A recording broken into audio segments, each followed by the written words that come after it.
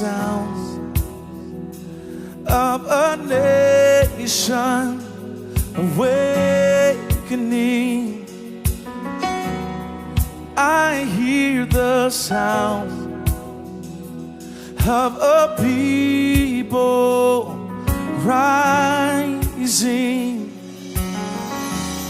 and I hear the sound of every stronghold breaking, yes, and I see the light of your glory shining,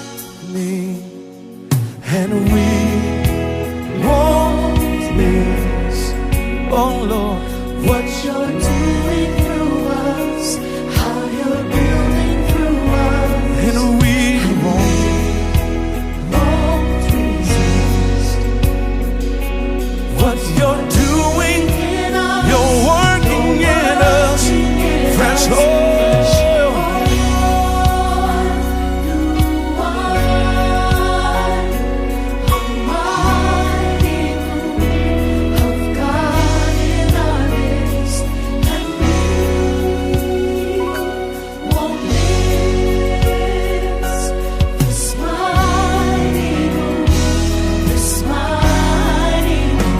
In our midst, oh, we won't miss this mighty move in our midst, God.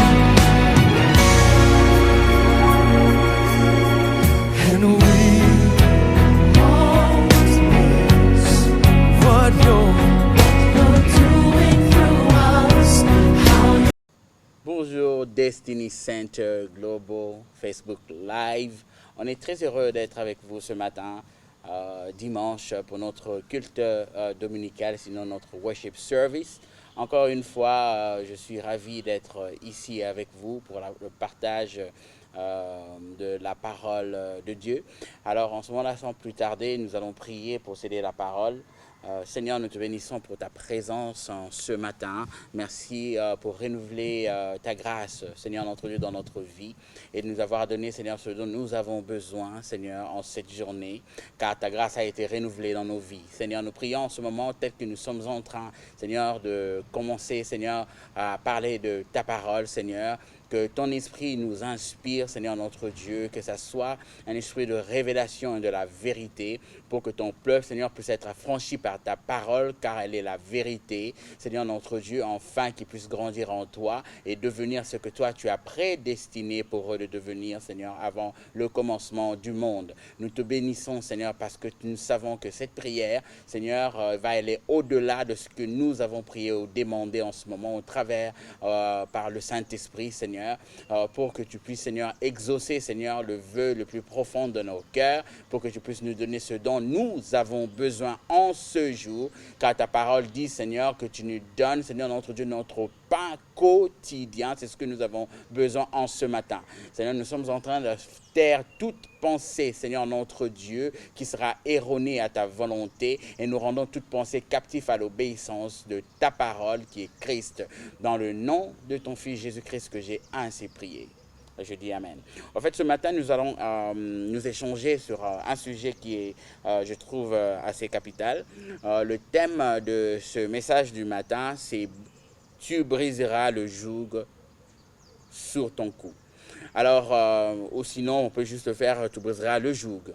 Alors, nous allons prendre les principes dans le livre de Genèse, chapitre 27.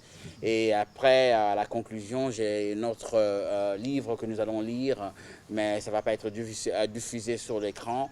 Ça sera juste pour la conclusion, ça sera toujours dans le livre de Genèse, mais pour l'instant, nous allons élaborer le principe dans le livre de Genèse, chapitre 27, du verset 39 au verset 40. Je veux lire la parole de Dieu. La Bible dit, Isaac, son père, répondit et lui dit, voici, ta demeure sera privée de la graisse de la terre et de la rosée du ciel d'en haut. Tu vivras de ton épée et tu seras asservi à ton frère. Mais en errant librement, ça et là, tu briseras son joug de dessus ton cou.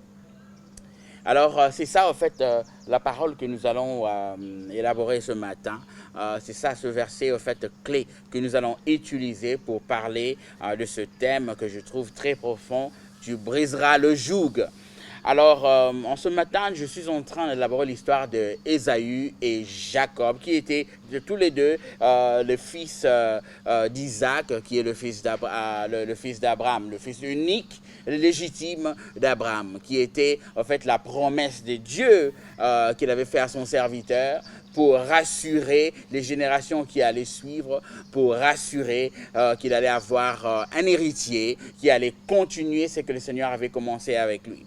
Alors, ces grands-fils d'Abraham, c'était deux personnes qui étaient sorties assez différentes de toutes les naissances que nous trouvons dans la Bible. Parce que dès le départ, vous avez vu qu'on a dit que c'était des jumeaux. L'autre qui sortait et en avant, son petit frère qui était Jacob l'avait retenu sur son pied pour qu'il ne puisse pas être le dernier. Et c'est là, dans cette histoire, vous avez vu l'élaboration de cette histoire. On est en train de nous expliquer qu'il avait jusqu'à la fin de la croissance de sa vie, il a pu voler le droit de naissance de son frère par une manigance qui a été créée au travers de sa mère et lui.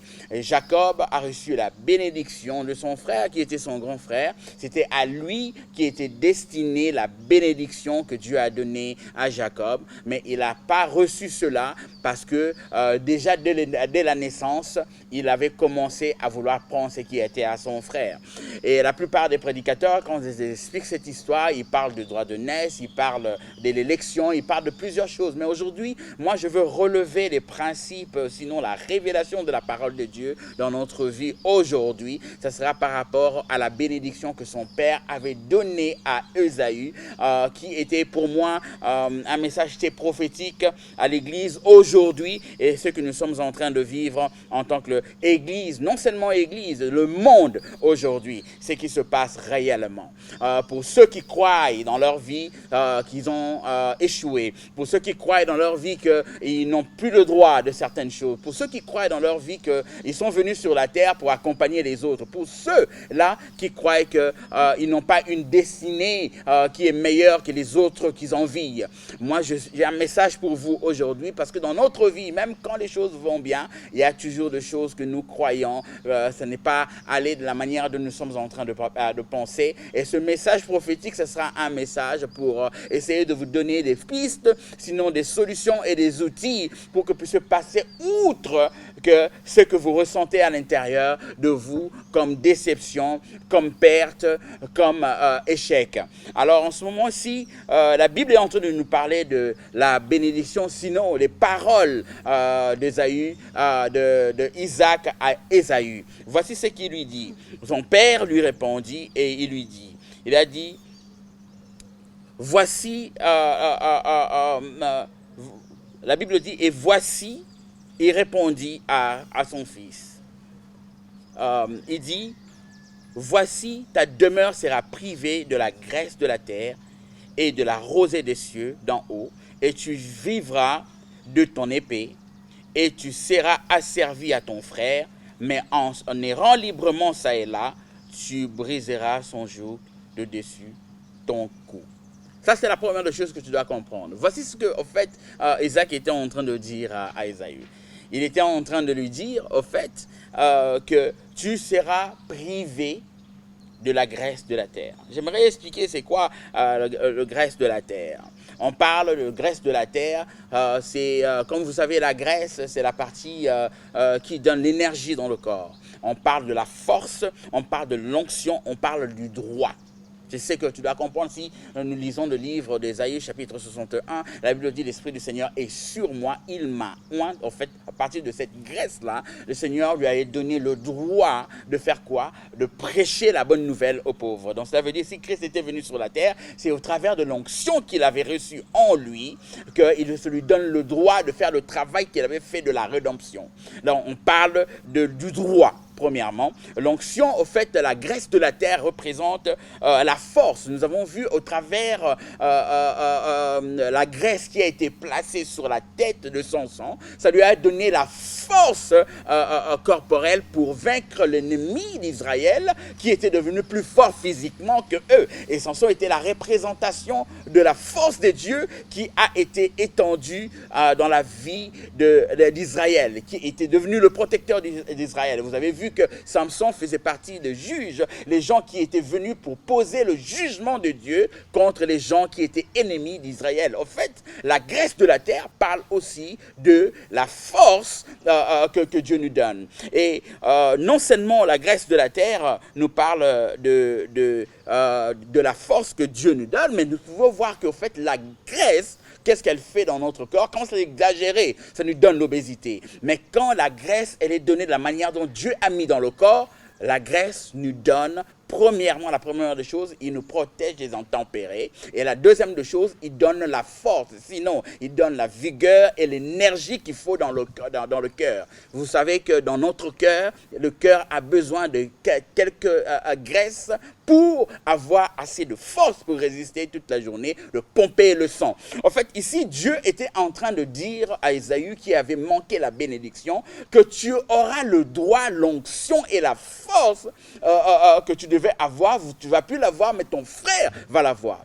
En fait, Ésaü était en train de lui dire que tu n'auras aucun droit dans aucune juridiction. Je pense que la plupart d'entre nous, nous sommes en train de voir dans le domaine de nos vies que nous ne marchons pas. C'est comme si nous n'avons pas le droit, nous n'avons pas l'onction, nous n'avons pas les capacités qu'il faut pour arriver à ces choses. C'est pourquoi nous avons échoué. Mais ici, Ésaïe, on lui a dit exactement la même chose. On lui a bien signifié que tu n'auras pas la graisse de la terre. Et quand nous parlons de la graisse de la terre, vous allez remarquer que dans le livre de Lévitique, si vous lisez le livre de Lévitique, quand le Seigneur parlait des sacrifices qui étaient agréables à lui, il était toujours en train d'insister qu'on devait mettre la graisse à part. Et la graisse, on devait le brûler différemment des autres parce que c'était quelque chose que Dieu était en train de valider. Donc vous devez comprendre que la graisse de la terre a été privée à Ésaïe. Cela veut dire qu'il n'avait aucun droit sur la terre. Il n'avait aucune juridiction sur la terre. Il n'avait aucun droit. Il n'avait aucune force pour essayer d'avoir la suprématie sur la terre. En fait, en d'autres mots, on lui disait que si tu as des bétails, ils ne vont pas commencer à produire. Et si même les bétails sont là, la verdure ne va pas commencer à pousser. Dieu était en train de lui dire toutes ces choses. Alors là, il était brisé. Et la deuxième des choses que Dieu est en train de dire, Ésaü était en train de dire à son fils, il lui a dit que toi, tu vas être privé de la rosée des cieux. Quelle est la rosée des cieux? La rosée des cieux, nous parlons de la grâce, de la faveur, de tout ça. Et si nous parlons de la rosée des cieux, nous parlons de la pluie. Et je vais vous donner une simple définition sur la pluie. Alors, on dit que la pluie, l'eau qui forme la pluie provient de l'évaporation de l'humidité qui existe dans la nature. Quand nous parlons de cette dimension-là, par rapport à la définition, elle dit l'eau qui forme la pluie provient de l'évaporation de l'humidité qui existe dans la nature. Et dans l'exemple qu'on a donné sur la définition, il y a des qui existent dans les mers, sur le lac, dans les rivières. C'est cette humidité-là qui fait quoi? Qui se transforme, premièrement, en vapeur. Et cette vapeur-là est mélangée avec la masse d'air. Et c'est ce qui fait en sorte que, quand ça rentre dans l'atmosphère, le mouvement atmosphérique, ça fait en sorte qu'elle refroidit et puis elle distille la rosée. Dans ce que, en fait, Isaac était en train de dire, il était en train de parler de ces trois dimensions que nous sommes en train de faire. Quand nous parlons de l'humidité sur la terre, vous savez que notre corps c'est composé 75% eau, 25% le reste. Cela veut dire tout ce qui est solide à l'intérieur, c'est ce qui n'est que 25%. La composition du corps de l'homme, la manière dont Dieu l'avait créé, c'est la composition de la terre. La terre, elle est 75% eau et 25% le reste. Donc cela veut dire, quand Dieu avait formé le corps dans l'homme, Dieu avait formé le corps dans la composition de la terre, la manière dont il avait créé la terre. Et vous allez remarquer que même dans le livre de Genèse, quand il explique que tout est sorti de l'eau. Et quand Dieu était en train de parler des paroles, même la verdure, le sol est sorti de l'eau. Pourquoi l'eau est à 75%. Même quand vous calculez au niveau géographique, vous allez voir que dans la cartographie de la Terre, il y a 75% d'eau et 25% le reste de matière. Et c'est ce que Isaac était en train de dire à son fils. Il était en train de lui dire que, au fait, toi, premièrement, parce que tu es comme le corps, Dieu t'a privé de faire quoi? De recevoir la verdure qui vient de là. En fait, Isaac était en train de lui expliquer une seule chose. Il était en train de lui dire ceci. Il lui disait, en fait, comme toi tu es là, comme tu es la composition de 75% eau, 25% le reste de la matière, cela veut dire toute la bénédiction qui va venir dans ta vie doit provenir de toi. Et en fait, on est en train de le priver de la bénédiction atmosphérique. Pourquoi est-ce que je dis ça? Je vous ai parlé que dans cette dimension-là, il y a 3 dimensions. La première des choses, c'est la nature de l'homme, à l'intérieur de lui. C'est ce qui crée à l'intérieur de nous, il y a ce qu'on appelle l'humidité naturelle de ce que nous avons. C'est pourquoi nous avons une certaine température dans notre corps. En fait, c'est comme ça que la pluie est formée. Qu'est-ce qui arrive? Dans la définition en fait, de la pluie, on dit que ça commence par l'humidité qui est créée sur la terre et puis elle se transforme en vapeur. Quand nous parlons de la vapeur, nous parlons de l'adoration qui émane de la vie d'une personne. Quand tu crains Dieu, quand tu pries, quand tu intercèdes, quand tu vis la vie de Dieu en toi, tu as une certaine humilité qui dégage de toi. C'est ça l'adoration que le Seigneur est en train de vouloir. L'heure est venue, l'heure elle est là, elle est déjà venue, où les vrais adorateurs adoreront le Père en esprit et en vérité. On parle d'une adoration véritable. Quand cette adoration monte, elle transforme, ça c'est le deuxième niveau, elle transforme l'atmosphère. Et dans cette atmosphère prophétique que Dieu nous donne, la vapeur qui sort de nous, quand elle est agréable à Dieu, elle fait quoi? Elle refroidit parce que le Seigneur le rend agréable à lui et elle distille la rosée. Cela veut dire, quand nous vivons une vie de Dieu profonde avec le Seigneur, il y a quelque chose qui émane de nous, une adoration naturelle qui émane de nous. Et quand elle monte, elle change l'atmosphère de nos vies.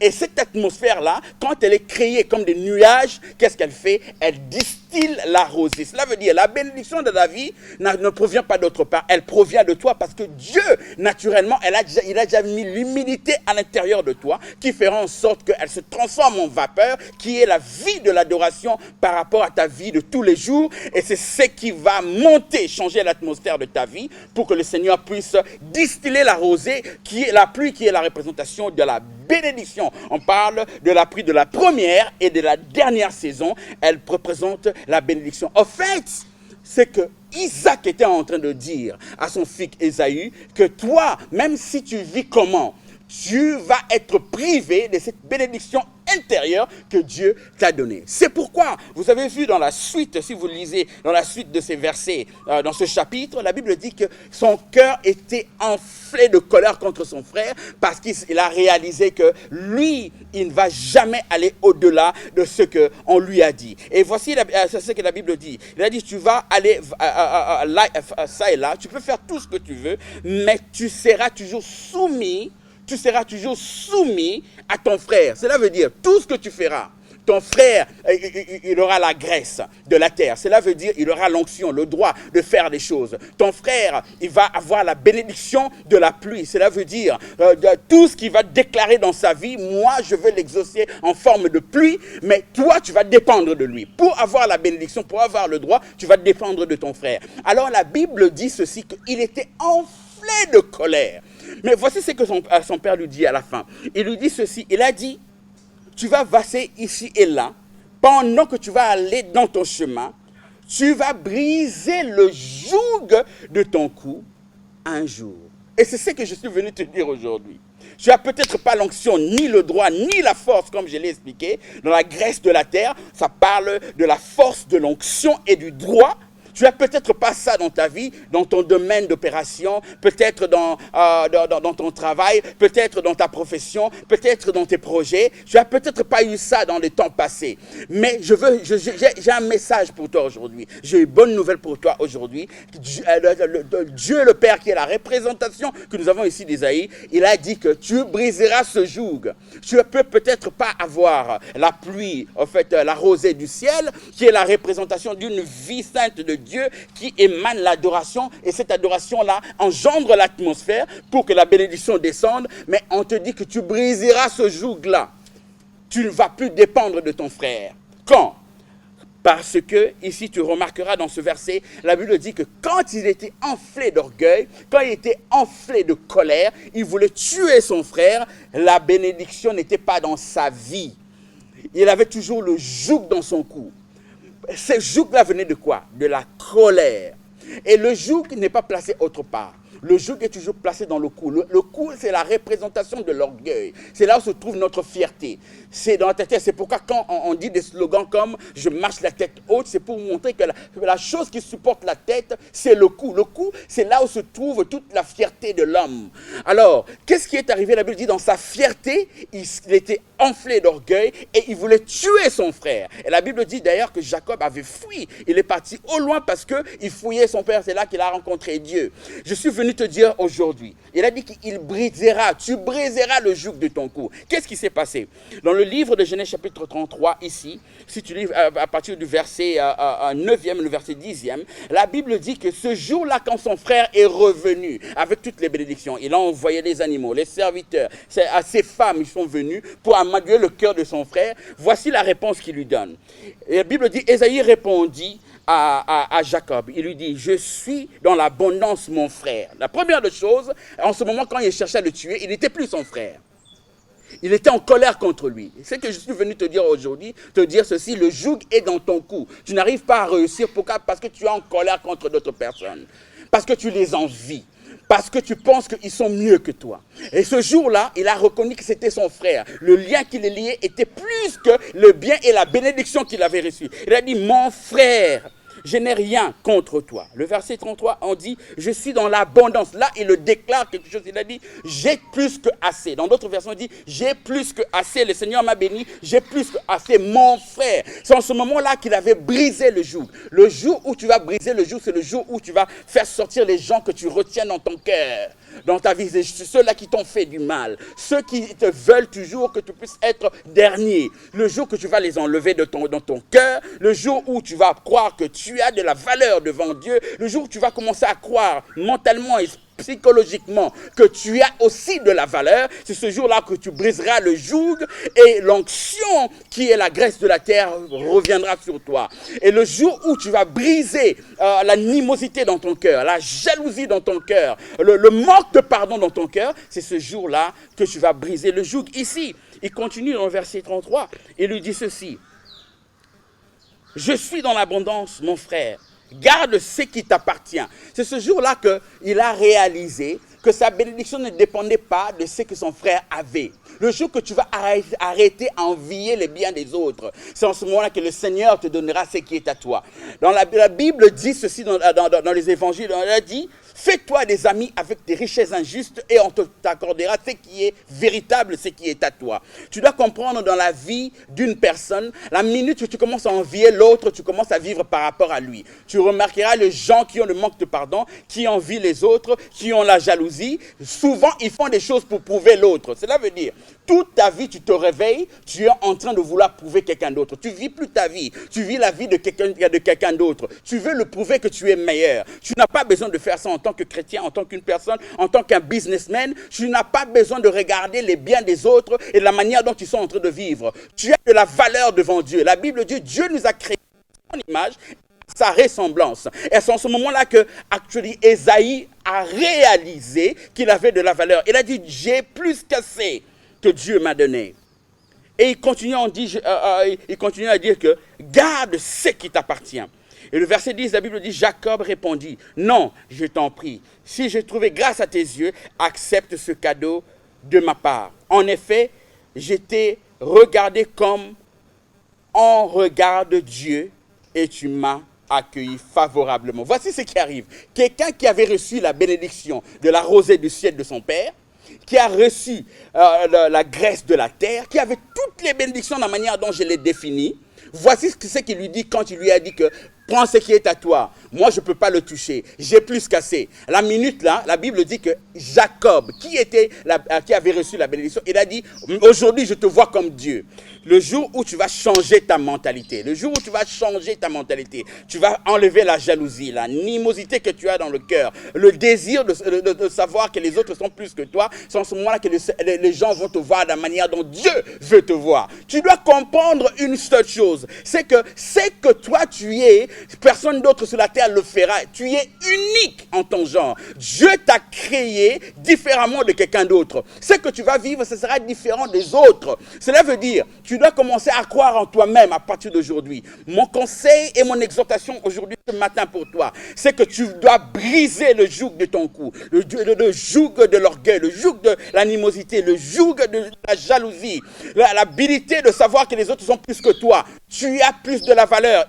Si la personne qui était en colère un jour, mais quand il s'est repenti, il a trouvé de la valeur en lui, c'est en ce moment-là que la Bible dit que son frère qui était béni, de la bénédiction de la terre, de la grâce de la terre et de la rosée des cieux, il a dit aujourd'hui même je te vois comme mon Dieu. Tu dois réaliser que tu as de la valeur. La minute tu commences à avoir confiance en toi, la minute que tu commences à commencer à te contenter de ce que tu as, ceux qui ont beaucoup vont commencer à t'envier. Parce que ceux qui ont beaucoup, peut-être ils n'ont pas la joie, ils n'ont pas la paix. En fait, le message d'aujourd'hui, tu peux briser le joug de ton cou parce que Dieu a mis la paix en toi.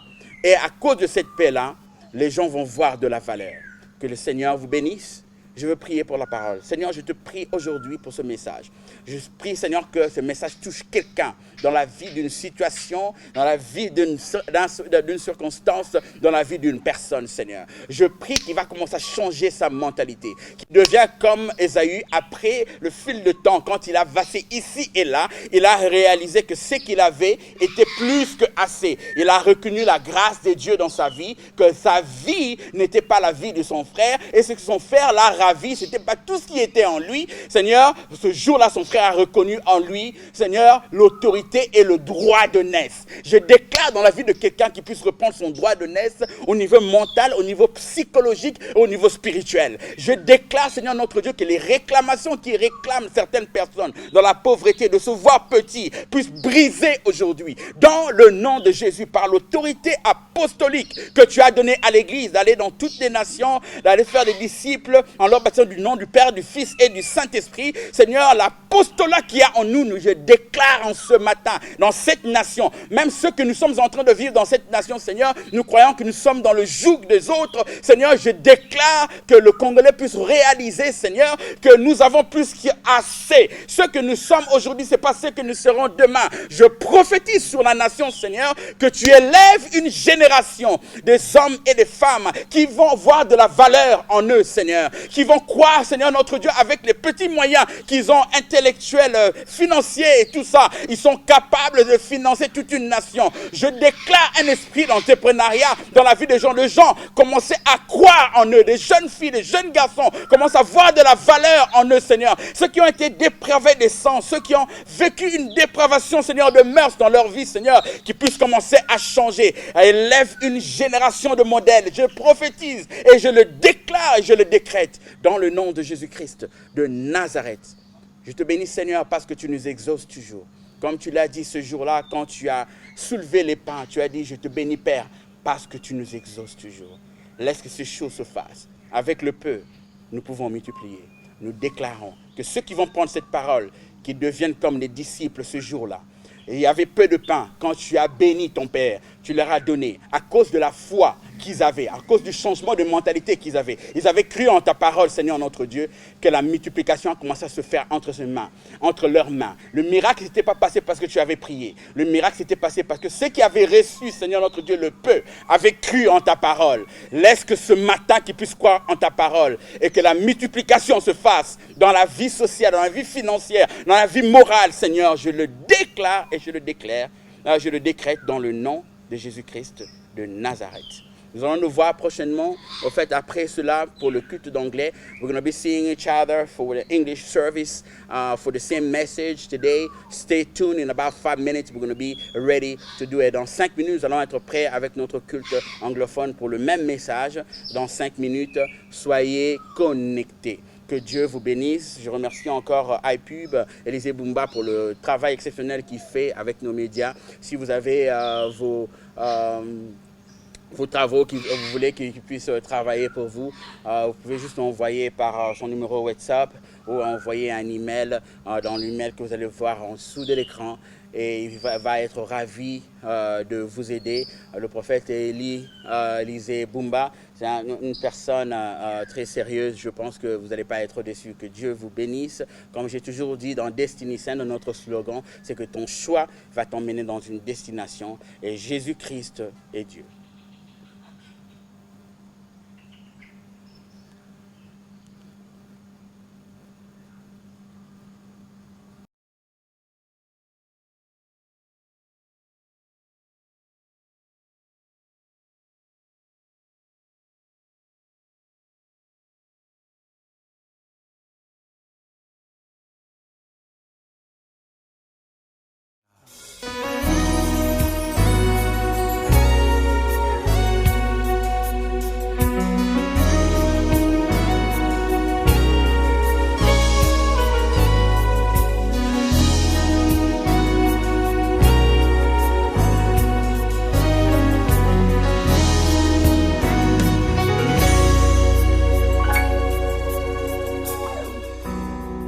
I hear the sound of a nation awakening. I hear the sound of a people